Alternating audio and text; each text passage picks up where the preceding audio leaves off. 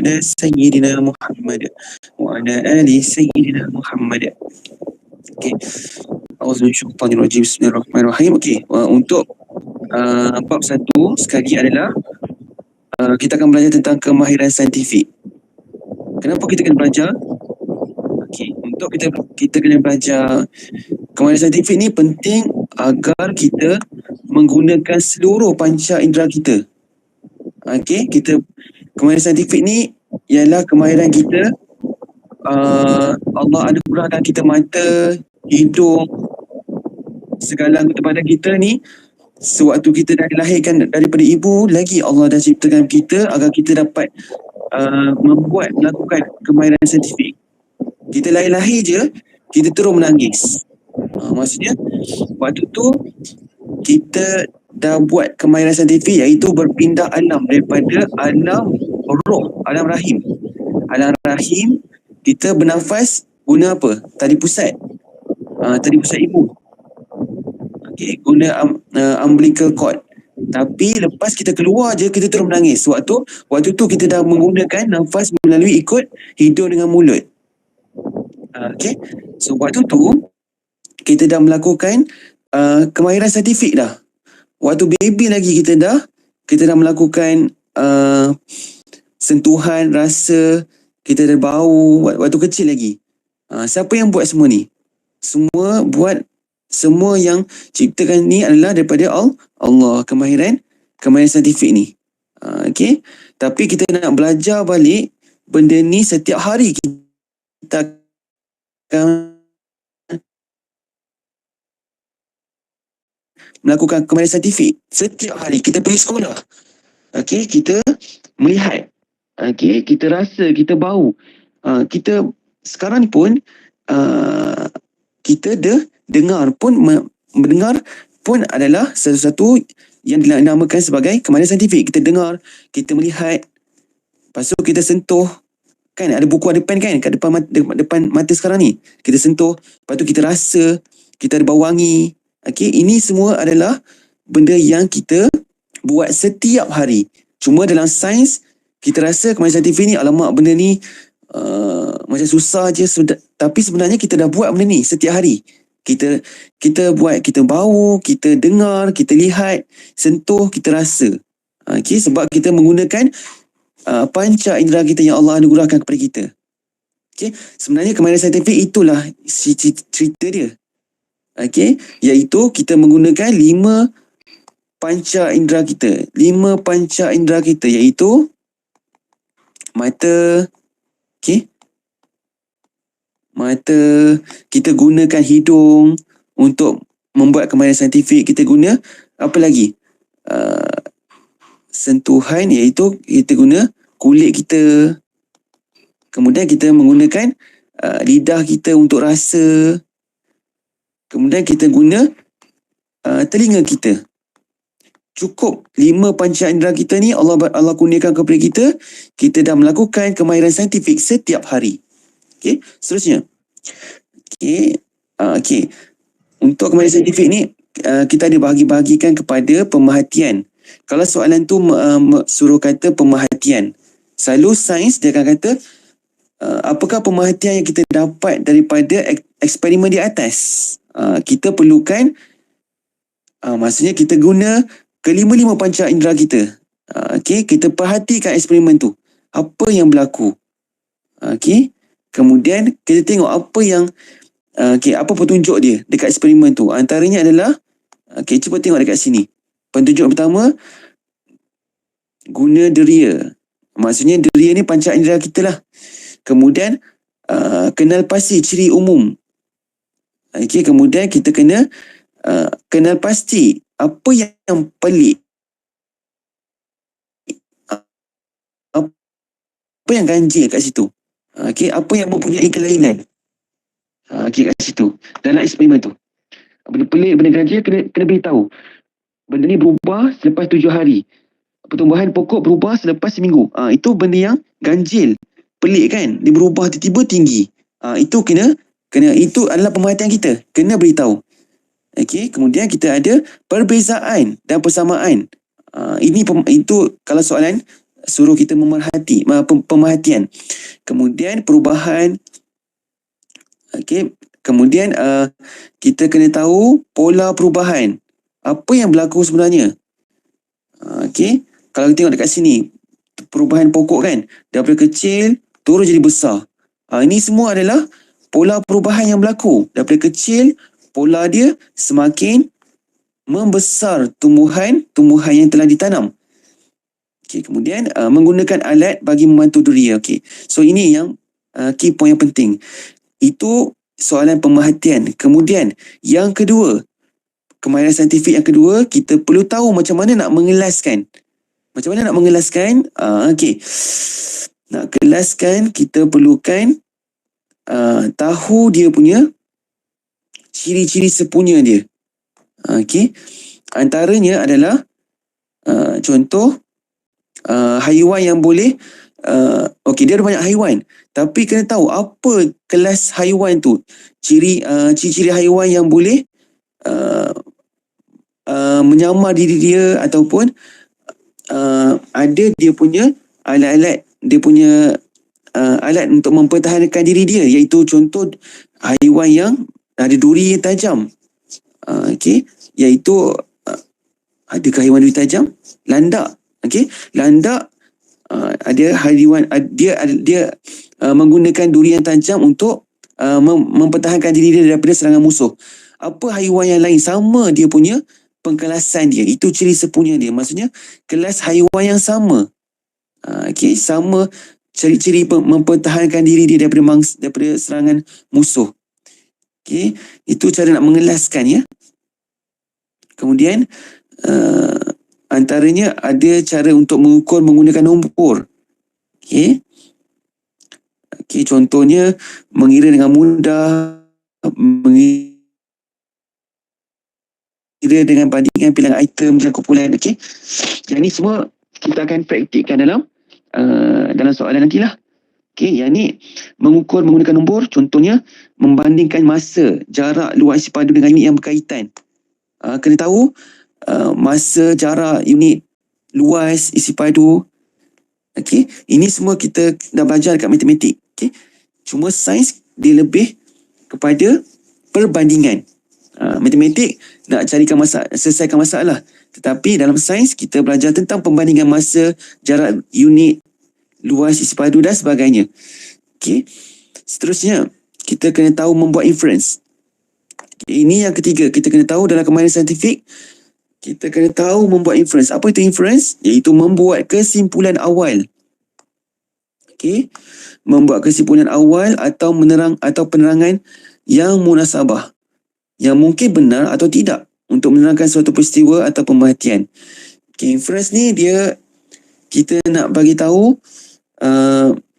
kenapa benda tu berlaku, dan kita bagi dia punya kesimpulan awal. Maksudnya kesimpulan ni bukan mutamat. Kesimpulan ni boleh jadi betul atau boleh jadi benda tu tidak benar. Okay, contoh petunjuk diberi adalah menggunakan maklumat daripada pemerhatian untuk membuat kesimpulan awal yang munasabah. Ataupun membuat pelbagai tafsiran yang mungkin daripada satu pemerhatian. Contohnya, okey, kenapa? Kalau tengok dekat sini kan, okey, pemerhatian dekat sini, okey, ada dua belon. Okey, satu lagi ada satu belon yang masih stabil, kemudian ada satu lagi belon yang telah kempis. Maksudnya apa pemerhatian kita boleh buat? Maksudnya udara ada berat tak udara tu? Okey, itu kesimpulan awal. Adakah udara itu mengandungi jisim? Sebab apa? Kenapa kita bagi tahu sebab itu? Sebab dalam belon ada udara. Bila dua-dua belon ada udara, so dia punya sata ni seimbang. Tapi bila satu belon ni dikeluarkan udara dia, maksudnya dia dah kempis, tidak ada udara. Satu lagi belon ada udara, maka sata ni condong ke sebelah belon yang ada udara. Apa inference? Apa kesimpulan awal yang kita boleh buat? Iaitu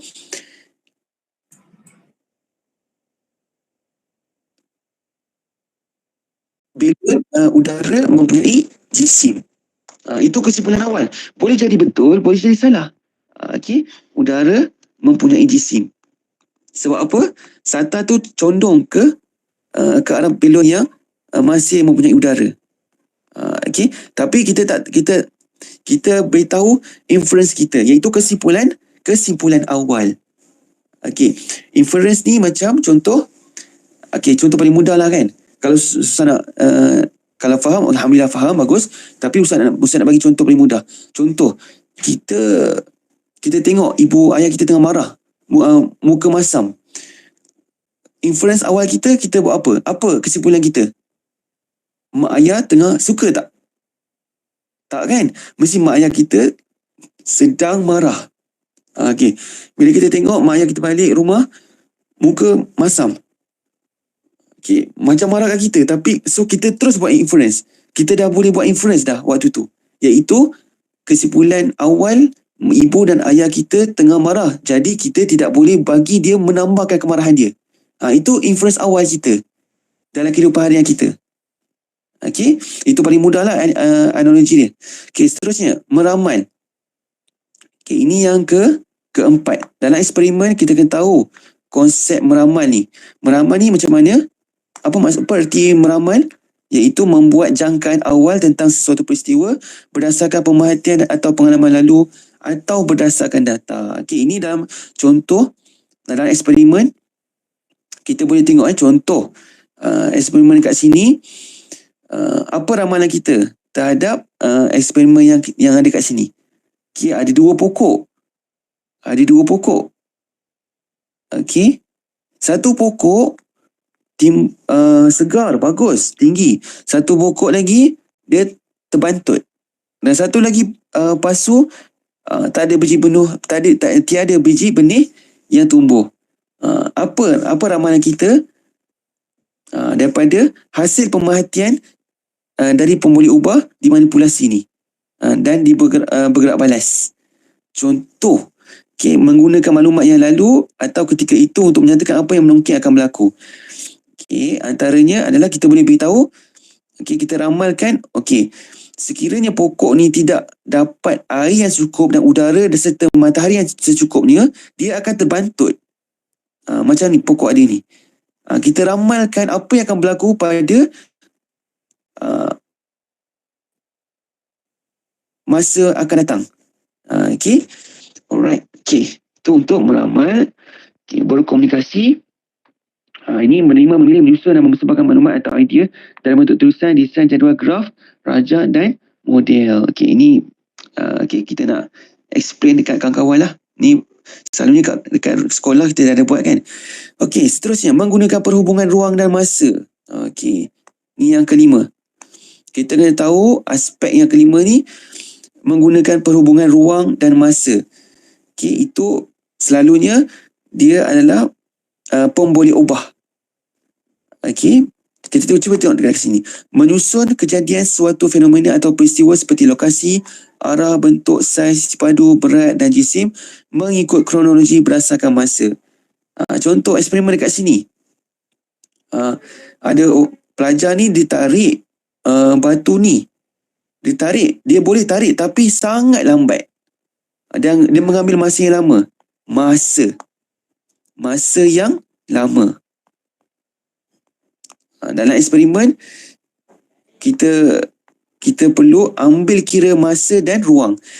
Tetapi pelajar B, okay, contoh pelajar A ambil masa yang lama. Pelajar B, dia tarik batu dan mengambil masa yang lama ke sekejap? Yang singkat. Sebab sebab apa? Kita tahu dia ambil jenis batu yang kecil. Dekat sini kita boleh hubung kait antara masa dengan batu. Semakin besar batu, semakin lama masa yang diambil untuk ditarik. Semakin kecil batu, semakin singkat masa untuk ditarik. Ini kita kena perlu menghubung kait antara ruang dan masa. Contoh kat sini. Kalaulah buku tu ada fraction, kita tolak buku tanpa di atas surface meja dengan kita tolak buku menggunakan batang-batang pensel di bawahnya. Mana lagi senang? Pelajar A tolak buku lagi senang ke atau pelajar B yang tolak buku lagi mudah? Harith, Aidil. B. Aidil? Hello. B. Aidil. Aidil pilih B.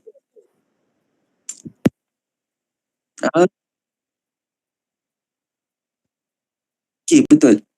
Okey, B jawapan dia. Sebab apa? Sebab yang menolak buku tu adalah daripada batang pensel yang bergolek-golek tu. Okey, yang menunjukkan bahawa semakin rendah tekanan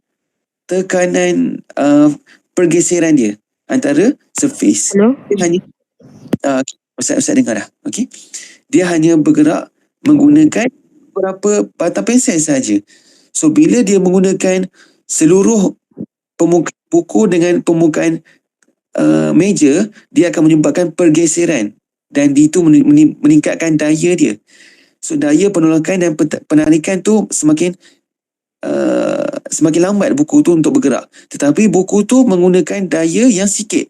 Daya pergeseran yang sikit kerana dia hanya menggunakan permukaan batang pensel yang sedikit sahaja. Maka oleh sebab itu buku akan bergerak dengan lebih mudah sebab tidak ada daya pergerakan yang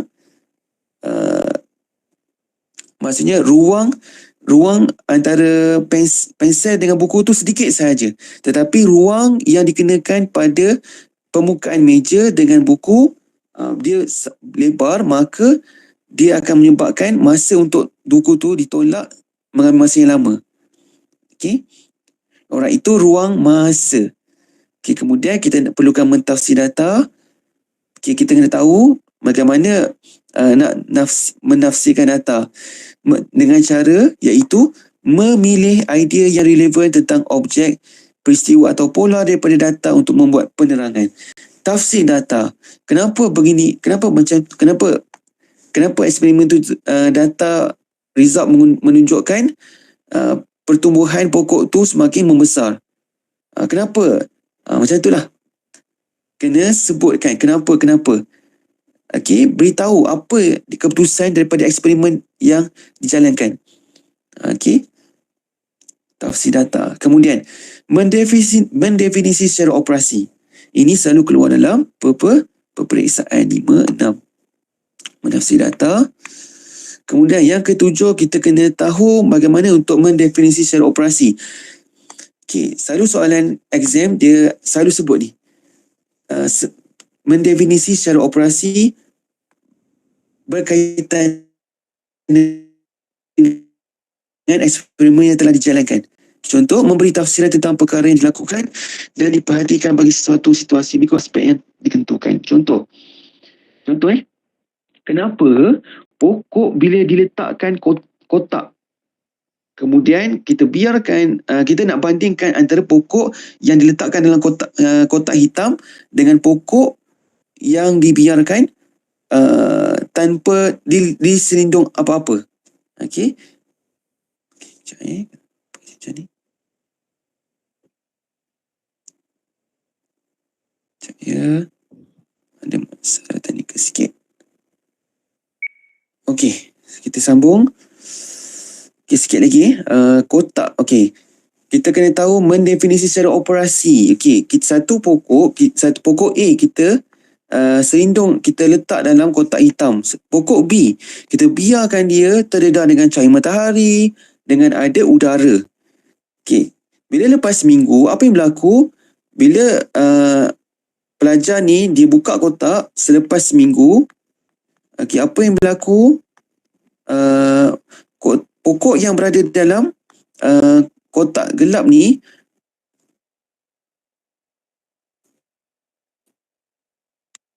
terbantut, layu. Okey, manakala pokok B yang ada cukup kena cahaya sinar matahari, ada udara, dia sumber dengan segar. Okey, terangkan macam mana kita nak definisi secara operasi ni. Pada pengetahuan sains, apa yang kita boleh definisi secara operasi. Okey, dalam pengetahuan kita kan, okay, dekat sini eksperimen yang ada dekat sini ni, kita tahu bahawa pokok memerlukan udara, pokok memerlukan cahaya dan udara untuk hidup, untuk tumbesaran. Ini adalah yang dinamakan mendefinisi secara operasi. Nampak macam pelik kan? Tapi inilah jawapan dia.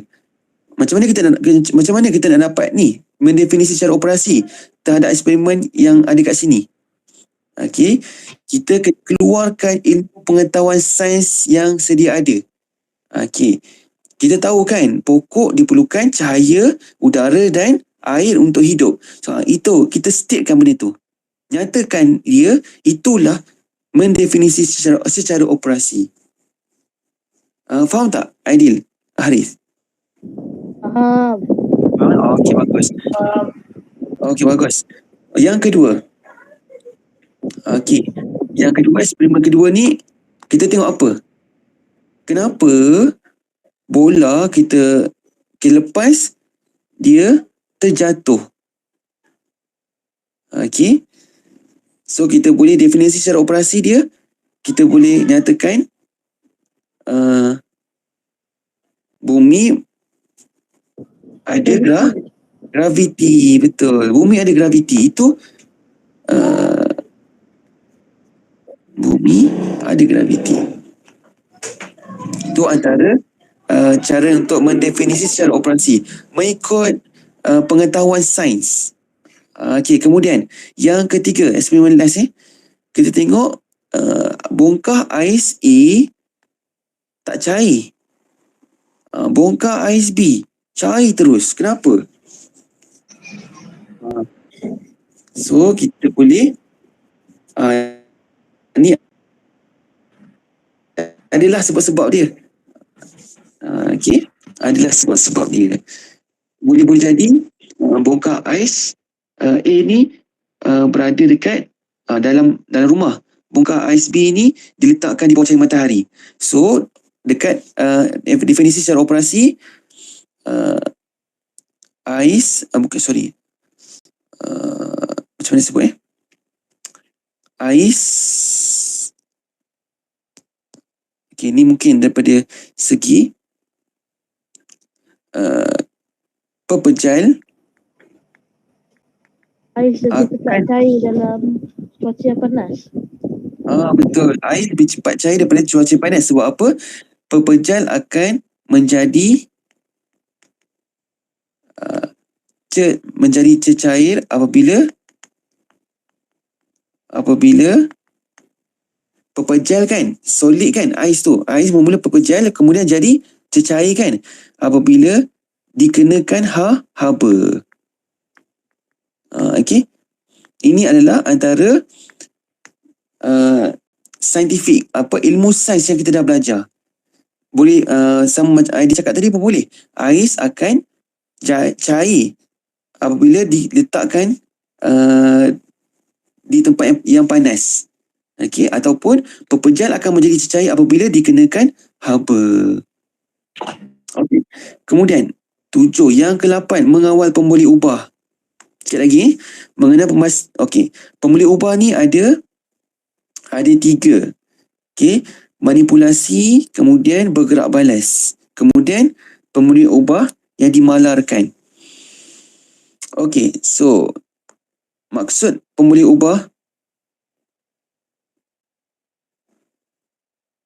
okey kat sini, menentukan pemboleh ubah yang dimalusi, pemboleh ubah bergerak balas, pemboleh ubah dimalarkan.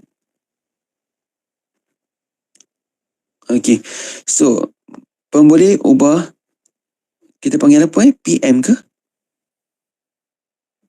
PM. Pemboleh ubah dimanipulasi benda yang kita ubah. Okey, kita ubah Okey, kita yang ubah-ubah dia. Pemboleh ubah bergerak balas. Kita sebut apa ya? G ke P?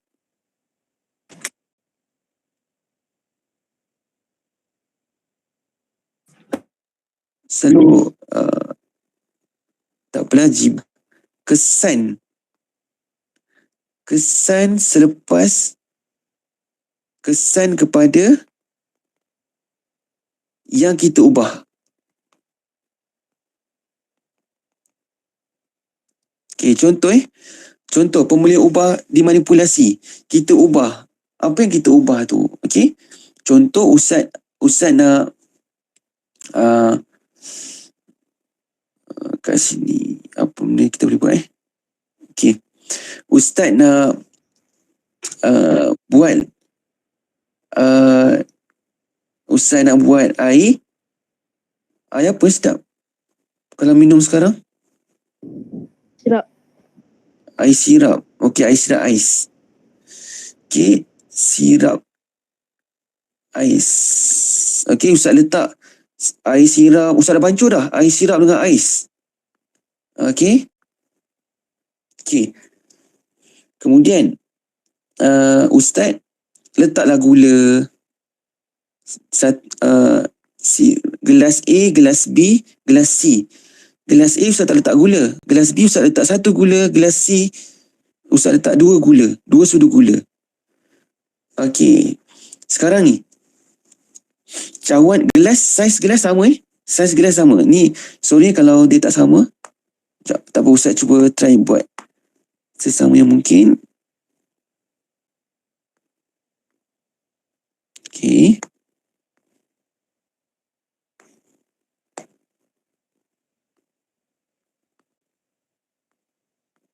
Baik. Bismillahirrahmanirrahim.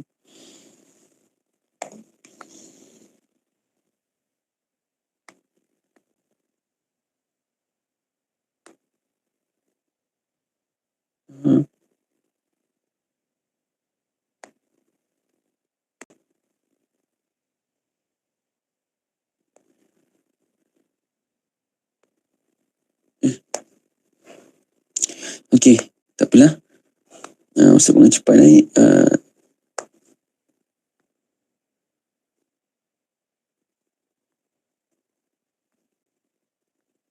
Kira sama lah gelas ni. Okey, so sirap ais. Okey, apa boleh ubah yang dimanipulasi dekat sini? Eksperimen ni.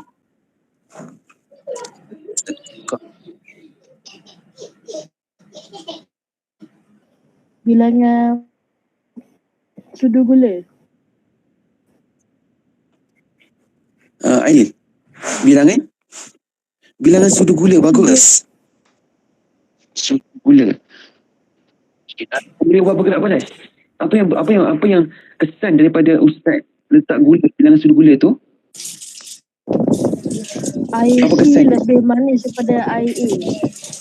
Bagus. Kemanisan air. Okey.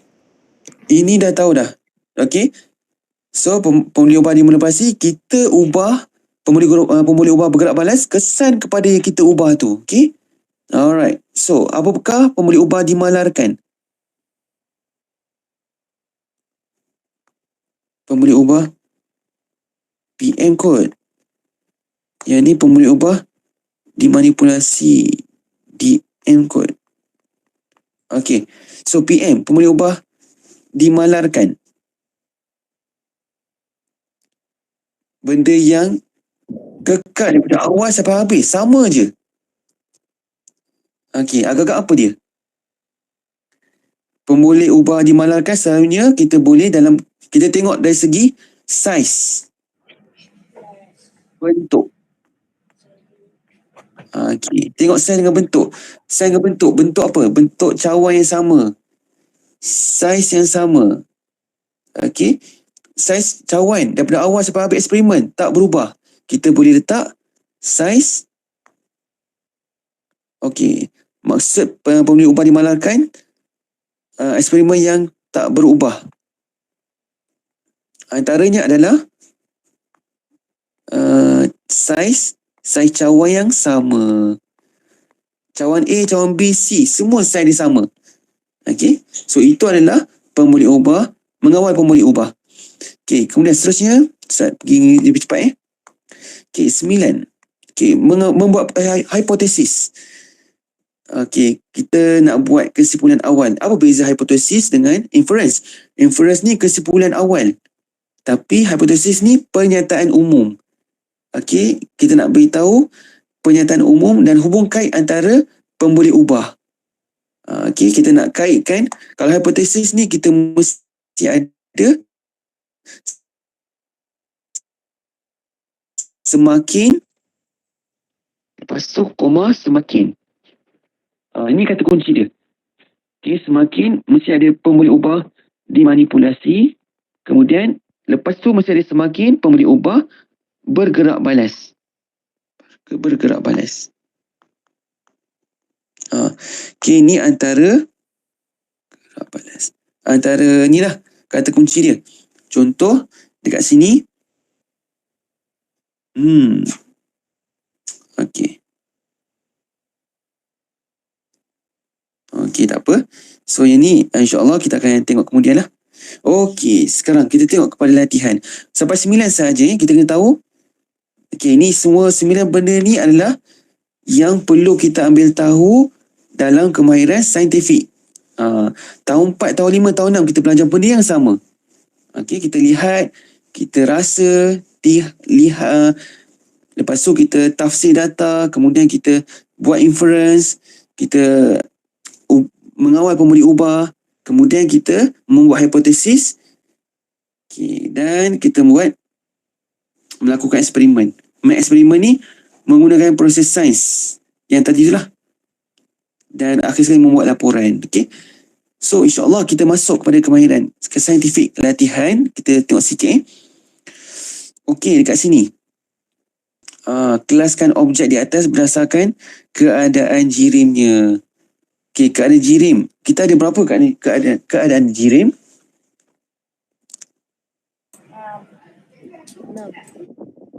6. Apa? Ada? 6. 6. Masya Allah, bagus. Very good. Okey. So, dalam keadaan jirim, dia sebenarnya jirim tu, apa maksud jirim? Kita kena tahu tau. Jirim tu apa maksud dia? Jirim ni adalah keadaan fizikal. Okey, kalau yang tak tahu jirim tu apa? Jirim tu adalah fizikal. Cuma fizikal dalam bahasa Melayu, jirim dalam bahasa saintifik. Okey. So, kelaskan objek di atas berdasarkan jirim. Okey. Kita ada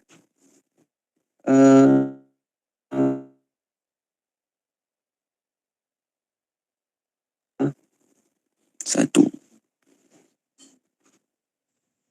Okey, kelaskan objek. Okey, kita ada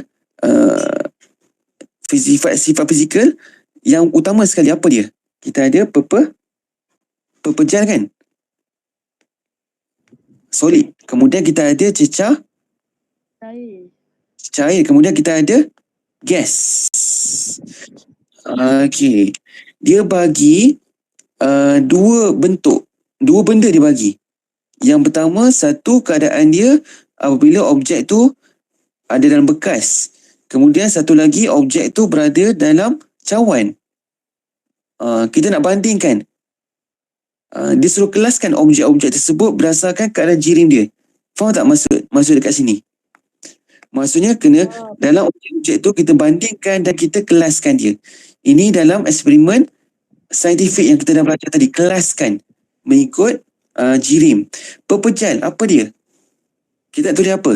Pepejal. Apakah objek yang pepejal? Guli dan cawan. Guli dan cawan, bagus. Kita buat R dan U.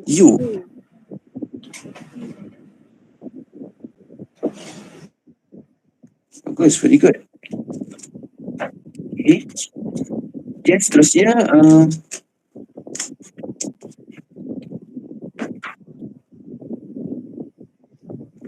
dengan keadaan cecair. Air Air dan kopi. Q dengan T. T. Bagus. Gas kita ada P dengan S. P dengan S. Very good. Ini jawapan dia. Okay. Boleh tak kita letak guli? Kita letak cawan. Boleh tak?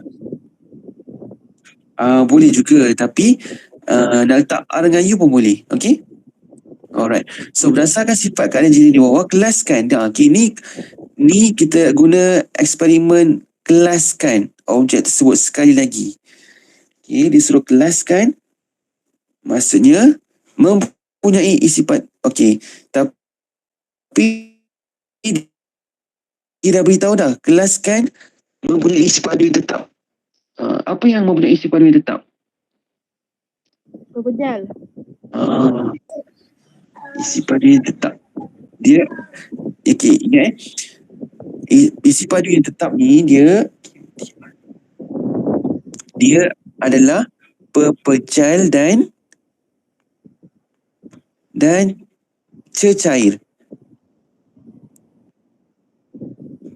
Maksudnya kalau dia cecair kan, walaupun dia cair, dia tak tetap bentuk dia. Tapi kalau kita masuk dalam cawan, bentuk dia akan tetap tak? Ikut. Tak. Okey, betul. So dia akan jadi tetap juga. So mempunyai sifat yang tetap, maksudnya kita kena letakkan R, U, Q dan T. Kalau gas, sifat yang tetap ke? Tak. Kita tak ambil gas. Okey, sifat yang tetap hanyalah R, U, Q dengan T. Okey. Yang kedua, mempunyai bentuk yang tetap. Bentuk yang tetap ni Pepejal. pepejal, betul. R dengan U. Kalau cecair, dia hanya isi padu yang tetap saja. Dia ada isi padu yang fix, yang tetap. Tapi kalau bentuk cecair, dia tak boleh buat bentuk sendiri sebab dia tidak tetap bentuk dia. Yang bentuk tetap hanyalah pepejal sahaja. Okey. Alright. So yang ini kita akan bincang sebelum kita masuk unit 2 lah. InsyaAllah nanti Ustaz akan bagi kita apalah, ni kita akan buat selepas kita dah belajar. Ini okey, last. Okey, sampai sini Yang B ni, C, D ni kita dah masuk topik yang akan datang. InsyaAllah nanti kita masuk topik yang akan datang, kita akan buat melakukan kita akan melakukan kemahiran saintifik dahulu. Setiap bab kita perlu ada kemahiran saintifik. InsyaAllah ni nanti kita akan tengok. Okey, yang ni bab sel kering, yang ni bab cahaya, yang ni bab bab elektrik dan ini bab asid. Macam itulah. Nanti kita akan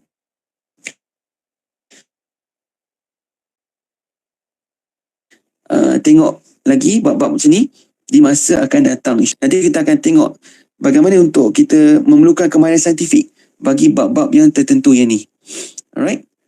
Okay, yang ni untuk yang ni for sure insyaAllah kita tahu dan insyaAllah kita boleh aplikasikan dalam kehidupan kita. Okay. So alhamdulillah wa syukurillah. Sampai sini sahaja. Okay. Apa yang kita belajar ni semuanya datang daripada Allah. Sebenarnya kita belajar kemahiran proses sains ni, sebenarnya Allah bagi ilmu kita ni untuk apa? Untuk kita kenal siapa tu Tuhan. Siapa yang mencipta belon? Siapa yang mencipta air? Siapa yang mencipta guli ni? Dia tidak boleh bergerak. Dia tidak boleh terus tiba-tiba ada. Maksudnya, mesti ada yang menciptakan udara. Mesti ada yang menciptakan air. Mesti ada yang menciptakan gas. Maksudnya, kita belajar kemahiran sains bukan setakat kita nak belajar dan dapat A. Okay? Kita belajar untuk dekatkan diri kita dengan Allah. Kita tahu siapa yang menciptakan udara ni, siapa yang menciptakan air, siapa yang menciptakan guli ni. Okay? Dan lepas kita buat eksperimen, lagilah kita kena tambah lagi kenal siapa Tuhan kita ni. Maksudnya, kalau kita buat eksperimen, okey, siapa yang menciptakan ruang dan masa ni? Mesti ada Tuhan yang menciptakan ruang dan masa. Siapa yang menciptakan tumbuhan? Kita memang kita akan memahati. Tapi cuba lihat, siapa yang menciptakan mata, siapa yang menciptakan kulit, siapa yang menciptakan hidung, siapa yang menciptakan lidah dan sebagainya. Siapa semua tu?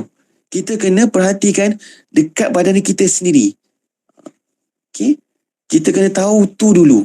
Barulah Allah bagi ilmu pengetahuan, kemahiran saintifik. Sebab kita belajar ni, fokus kita hanya untuk kita kenal Allah. Tahu kelaskan kenapa Allah membuat haiwan tu boleh melindungi diri dengan cara menggulungkan diri.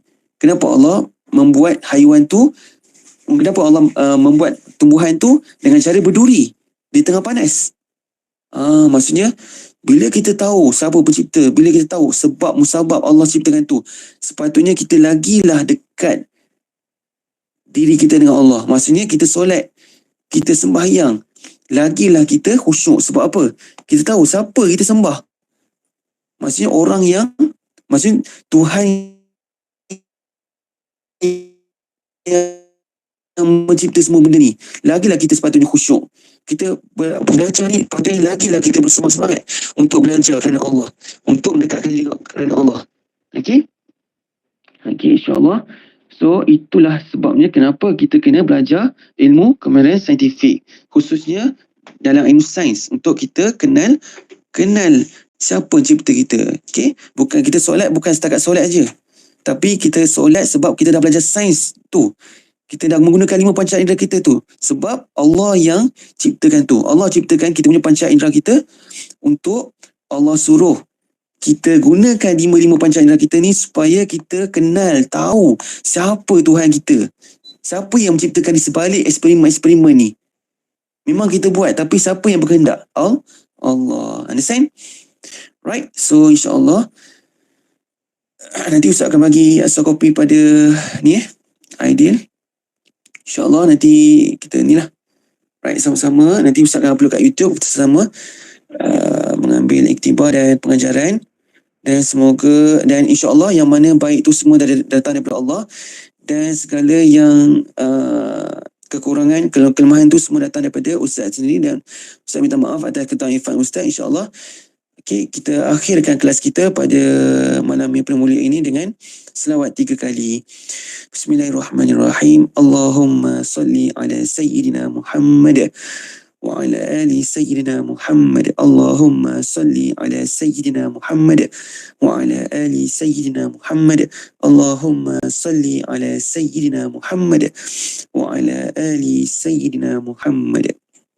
Okay, insyaAllah esok matematik. Okay, Assalamualaikum warahmatullahi wabarakatuh. Bye semua. Waalaikumsalam. Okay, bye. Bye. Bye. Jumpa esok. Bye.